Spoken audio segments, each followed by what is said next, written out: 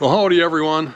We're back in the BCR Garage for episode 6 of my tire and wheel project for my 88 Softail Custom. So in this episode, we're going to balance the front wheel, and we're going to use our BikeMaster balancing and truing stand.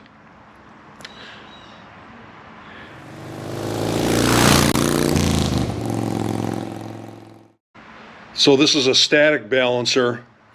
In other words, we're going to rotate the wheel along this axis and let the heaviest spot of the wheel drop to the bottom where it naturally will go, and then we're going to compensate for that by adding wheel weights to the opposite side. This is different from a dynamic balancer in that type of balancer rotates the wheel at high speed and accomplishes balancing in that fashion, and that's done with a expensive balancing machine. You don't need to use that type of machine. This type of static balancer is used at tracks all over the country by race bikes, and if it's good enough for them, it's good enough for me.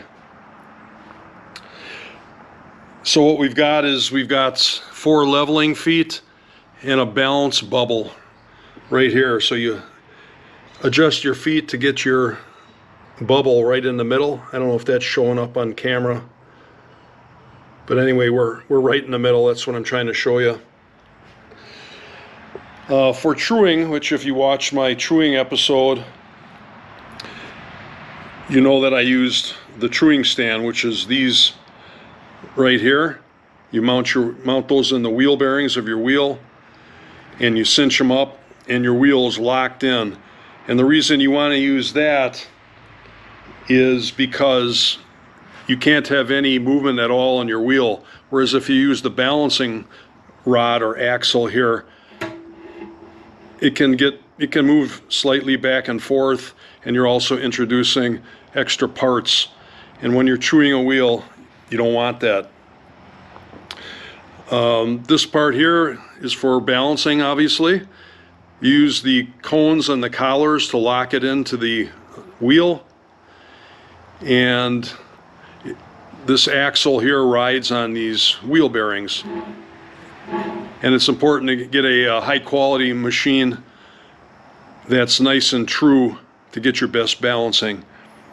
This machine was not very expensive, but it's going to be more expensive than your typical Harbor Freight style, which if you read reviews, they're very mixed. It's not to say you can't use that, but it's not as quality as this BikeMaster. This right here is the indicator rod for truing the wheels. Basically, it's a pointer. You adjust it just off the wheel laterally and then underneath radially, and then you spin the tire, and then that's where you're going to get your visual and also audible, if it's close enough,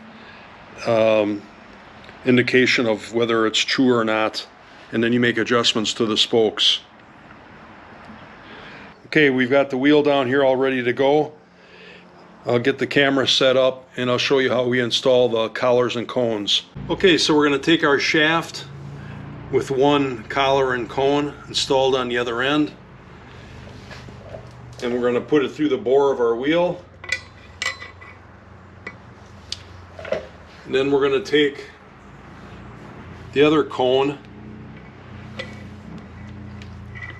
and install it on the other side. And you want to get this the side to side fairly even. And then we'll take our other collar and put it on right there. Okay, that looks pretty good.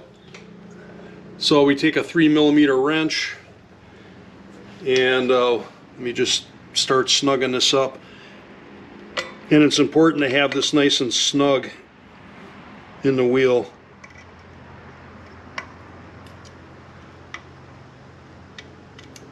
You'll see if you watch other videos, some people don't use the collar at all, and some people put it out towards the roller bearing on the balancing stand out here to keep it from moving out there. or moving off. But the correct way to use it is up against your cone, giving it extra support. And that's per BikeMaster. Now I'm just going to cinch up the other side a little bit. And if you want, you can actually stick this axle on the ground and let the weight of the wheel help you get it snug.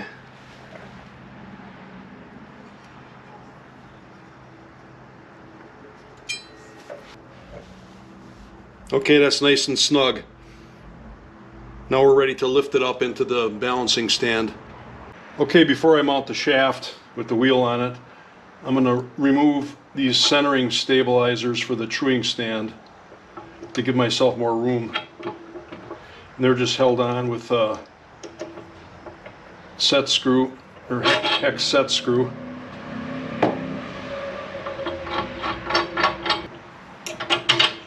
Alright, I guess I can leave these in.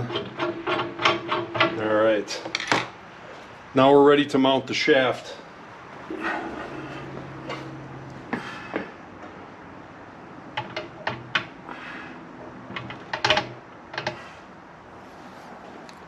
Beautiful. So the shaft comes with these little O-rings they want you to put on the ends. Doesn't really say what they're for, but I'm going to snug it up here to help keep the shaft in place. Same thing on the other side. Alright, so this is the correct setup for this system. The cone in the bore of the wheel, in the wheel bearing, and then the collar tightened up to the cone to keep everything nice and snug. Alright, well, you saw that what we're expecting to be the heaviest part of the wheel already fall to the bottom, and that's where the valve stem is. Alright, my yellow dot is on the other side of the tire. That's put on by the manufacturer to indicate the lightest part of the tire, which you want to line up with the valve stem, which is the heaviest part of the wheel. If you saw my mounting video where I had some difficulty in getting this tire on the rim, very stiff tire, Dunlop D402, in my struggles with getting it on, the yellow dot did move about an inch away from the valve stem. Not a big deal. You can see the valve stem still fell to the bottom. So now we'll just give it a slight roll, and we'll give it time to settle.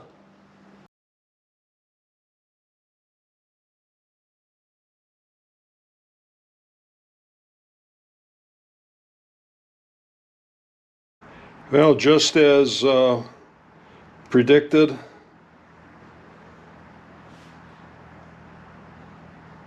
the valve stem, actually it's about right here. It's about an inch this way of the valve stem. So now what you want to do is start with a light wheel weight and put it on the opposite side of the heaviest part, which would be up here, and just temporarily attach it, and then we'll check it in 4 quadrants. Okay, for wheel weights, I got myself this nice set from Wind Sky off of Amazon. It's got 7 different sizes from 1/4 ounce to 1 3/4 ounce, along with a bag of hex nuts to secure them, and they're brass. So I'm going to start with the lightest, and we'll go from there. So what's nice about these type of weights, if you have a spoked wheel anyway, is you don't have to tape your wheel weights on while you're finding the optimal weight to balance your wheel. You can just put these on by cinching down the hex nut, and then when you're satisfied that the wheel's balanced, just put a little blue Loctite on the hex nut and put it back in. Alright, so The center is right here, so we're going to go to the opposite side, which looks to be this spoke right here. So we'll go ahead and slide this baby on. Tighten it down with the included Allen wrench. Here it is right up here.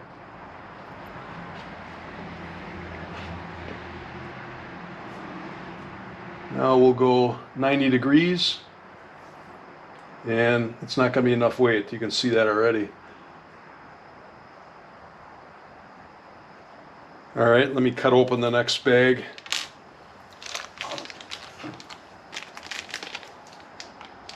So that first one was a 1/4 ounce. Now we're going to a 1/2 ounce. These are chamfered at one end. Get it started. Okay, here we go with the 1/2 ounce.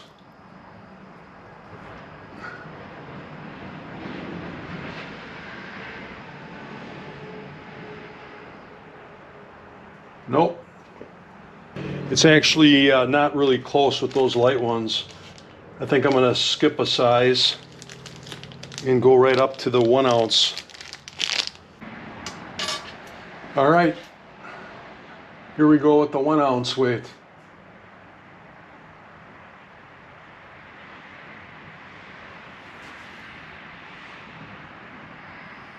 So this is the 1 3/4 ounce. And we're going to put it, again, opposite the heaviest part. All right, put it 90 degrees. Steady it.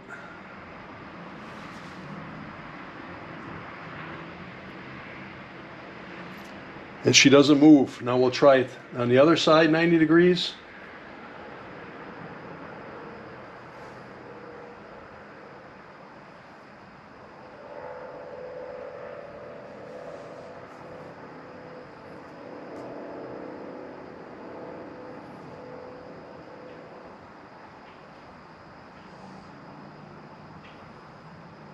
So I'm getting some movement on this side.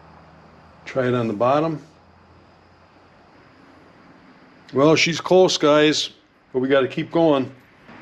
Now I'm going to try adding the 1/4 ounce to the spoke next to it. I'm not sure if it's going to work better on the spoke to its left or right, but we'll try this one first.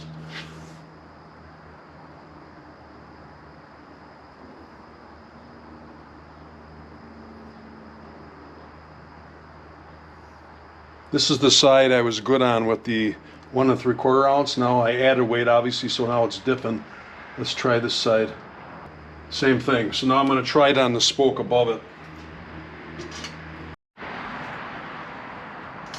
Okay, guys, it was a little bit of a challenge. I had to try all different combinations of spokes and weights, and I finally found what she liked. So if you recall, the heavy spot was right here. Basically one spoke past the valve stem.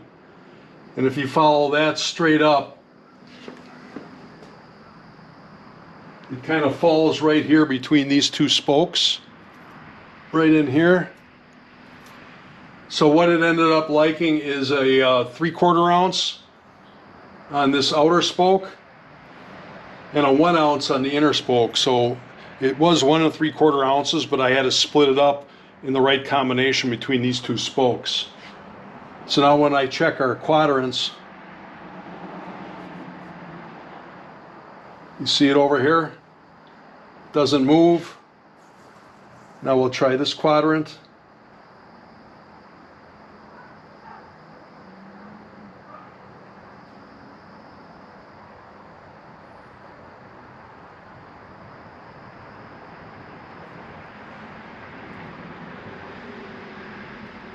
Doesn't move. Try it up top. Doesn't move. And down on the bottom. Doesn't move. So she's perfectly balanced. So I'm happy with that. And now I got to go in and feed the dogs. So I'll have to come out probably in the morning to put the wheel on the bike, and I'll show you how to set the end play. All right, that'll do it for this one, guys. Catch you in the morning for the rest of it, and I'll wrap it up.